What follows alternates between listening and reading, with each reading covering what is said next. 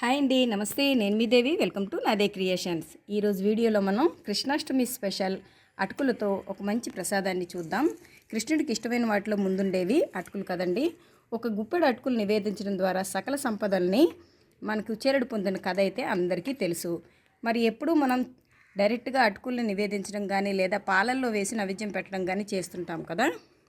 మరి ఈసారి అలా కాకుండా చక్కగా అటుకులతో ఒక మంచి లడ్డు రెసిపీని తయారు చేసి శ్రీకృష్ణుడికి నివేదించండి. ఇది చాలా తక్కువ టైంలో ప్రిపేర్ అయిపోతుంది, ఈజీగా కూడా ప్రిపేర్ చేసేసుకోవచ్చు. మరి చాలా త్వరగా ఇంట్లో ఉండే ఇంగ్రీడియంట్స్ తోటి చక్కగా తక్కువ టైంలో ప్రిపేర్ చేసుకోగలిగే ఈ అటుకుల లడ్డుని ఎలా ప్రిపేర్ చేసుకోవాలో ఈరోజు వీడియోలో చూడండి. మీరు కూడా ప్రిపేర్ చేసి ఎలా వచ్చిందో నా కామెంట్ సెక్షన్లో తెలియచేయండి. మరి ఎంతో టేస్టీగా ఉండే ఈ అటుకుల లడ్డుని తయారు చేసే సింపుల్ ప్రాసెస్ ఏంటో ఈరోజు వీడియోలో చూసేద్దాం. అటుకుల లడ్డు కోసం ఇలా స్టవ్ మీద ఒక కడాయిని పెట్టుకుని దాంట్లో 2 కప్పుల వరకు అటుకుల్ని తీసుకోండి. ఇక్కడ నేను కొంచెం మందంగా ఉండే అటుకుల్ని తీసుకున్నాను. మీరు కావాలంటే పలచగా ఉండే అటుకులైనా దేన్నైనా తీసుకోవచ్చు. ఇప్పుడు స్టవ్ని లో ఫ్లేమ్లో పెట్టుకొని వీటిని మంచి సువాసన వచ్చేంత వరకు డ్రై రోస్ట్ చేసేసుకోవాలి. అంటే మనకి ఇవి చక్కగా ఫ్రై అయిపోతే మనకి చక్కగా విరుగుతాయి. ఇవి అంతవరకు ఈ అటుకుల్ని డ్రై రోస్ట్ చేసేసుకోవాలి. ఇది మనకి చక్కగా ఫ్రై అయిపోయి మంచి అరోమా వస్తుంది. అలా కాకుండా మీకు చూపిస్తాను చూడండి. చూసారా, ఇవి చక్కగా విరిగిపోతున్నాయి. మనకి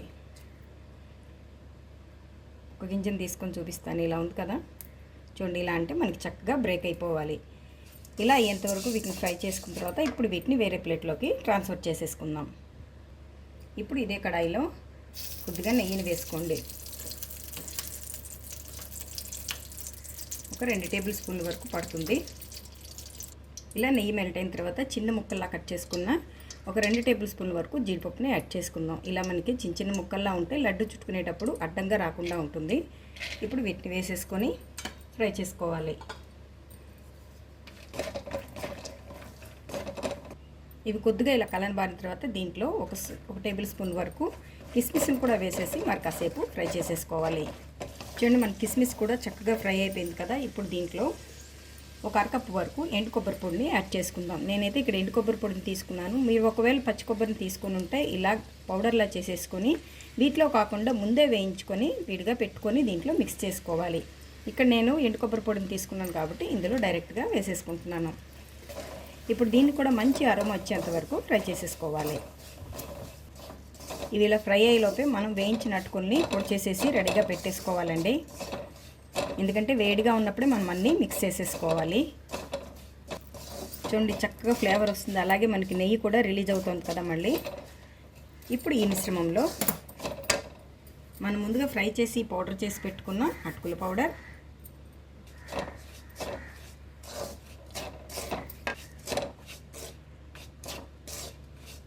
ఇది చక్కగా మిక్స్ అయిపోయింది కదా. ఇందులో మనకి ఇప్పుడు 3/4 కప్పు వరకు చాలా సన్నగా తురిమి పెట్టుకున్న బెల్లాన్ని యాడ్ చేసుకోవాలి. మనం 2 కప్పులు అటుకులు తీసుకున్నాం, అలాగే అరకప్పు వరకు కొబ్బరి పొడిని తీసుకున్నాం కాబట్టి దీనికి 3/4 కప్పు వరకు బెల్లం అయితే సరిపోతుంది. ఇది వేసిన తర్వాత వెంటనే స్టవ్ ఆఫ్ చేసేసుకోవాలి. ఇప్పుడు ఒకసారి బాగా మిక్స్ చేసేసుకుందాం. మీరు ఈ బెల్లం స్థానంలో కావాలంటే పంచదారను కూడా వేసుకోవచ్చు. కాకపోతే బెల్లాన్ని యాడ్ చేసుకుంటే బాగుంటుంది. నెక్స్ట్ ఎవరైనా తినచ్చు అనే ఉద్దేశంతో నేను బెల్లాన్ని ఇక్కడ యాడ్ చేస్తున్నాను. ఇలా మొత్తాన్ని మిక్స్ చేసిన తర్వాత దీంట్లో కందిపప్పు గింజంతా పచ్చకర్పూరాన్ని కూడా ఇలాగ నలిపేసి వేసేసుకొని ఒకసారి మళ్ళీ మిక్స్ చేసేసుకుందాం. ఇది కొద్దిగా వేడి తగ్గిన తర్వాత మనం వీటిని చక్కగా మళ్ళీ మిక్స్ చేసుకొని లడ్డూలా చుట్టేసుకోవచ్చు.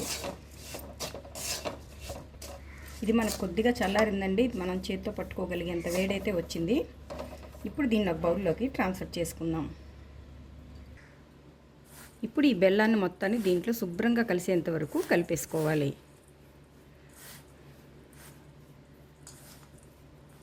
ఇలా మొత్తం కలిపేసుకున్నాం కదా. ఇప్పుడు మనకి ఈజీగా లడ్డూలు కట్టేసుకోవచ్చు. ఇది మనం వేడిగా ఉన్నప్పుడు అన్నీ యాడ్ చేసాం కాబట్టి ఈ బెల్లం కరిగిపోయి దానికి చక్కగా మనకి లడ్డు అనేది వచ్చేస్తుంది. ఒకవేళ మీకు కనుక లడ్డు చుట్టుకోవడం వీలవలేదు అంటే కొంచెం కాచి చల్లార్చిన పాలను యాడ్ చేసుకుంటూ లడ్డూలా చుట్టేసుకోండి.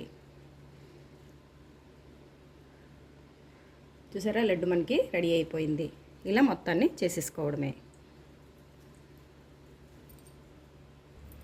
అంతేనండి, అన్నిటిని ఇలా చుట్టేసుకుంటే నైవేద్యం కోసం మనకి ఎంతో టేస్టీగా చిన్ని కృష్ణుడికి ఇష్టమైన అటుకుల లడ్డు రెడీ అయిపోయింది.